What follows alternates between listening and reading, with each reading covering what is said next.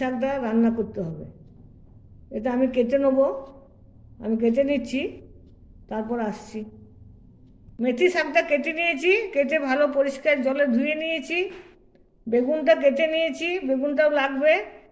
আর লাগবে একটু রসুন, একটি শুকনো লঙ্কা, লাল পাকা লঙ্কা, আর লাগবে সরিষার তেল, লবণ। কড়াইটা বসিয়ে দিলাম।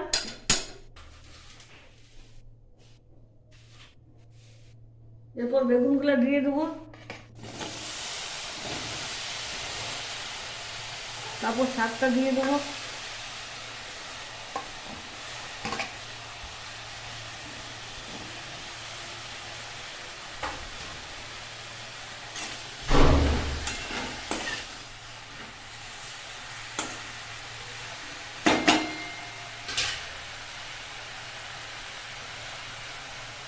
তারপর একটু নুন দিয়ে দেবো।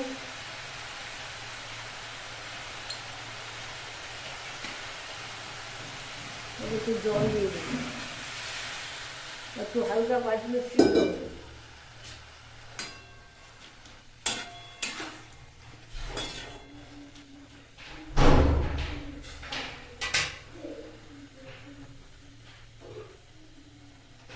এরপর ঢাকা দিয়ে দেবো, 5 মিনিট সিদ্ধ হোক, তারপরে ওটা আবার দেখছি।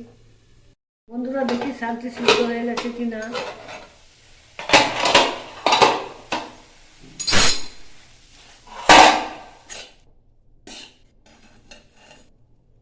হ্যাঁ, সিদ্ধ হয়ে গেছে। এরপর আমি এটা অন্য পাত্রে ঢেলে নেবো।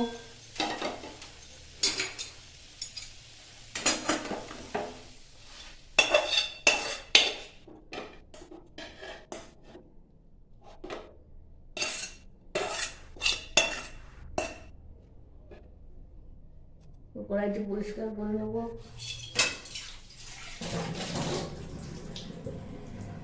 গ্যাসে বসিয়ে দেবো।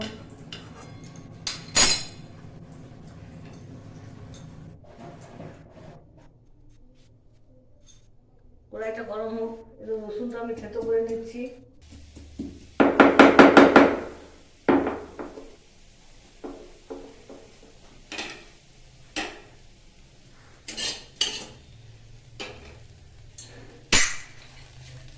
তারপর কড়াই তেল দিচ্ছি।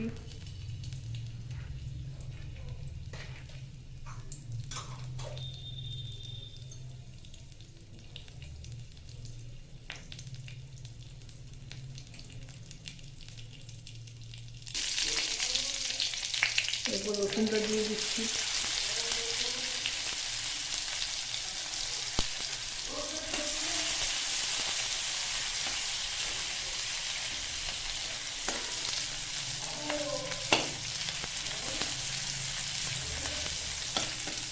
রসুনটা লাল লাল হয়ে গেছে, লঙ্কাটা ভাজা ভাজা হয়ে গেছে।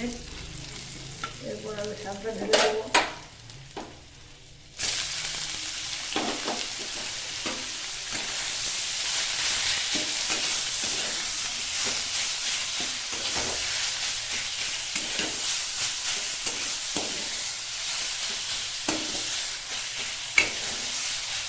ওকে, ঠিক আছে।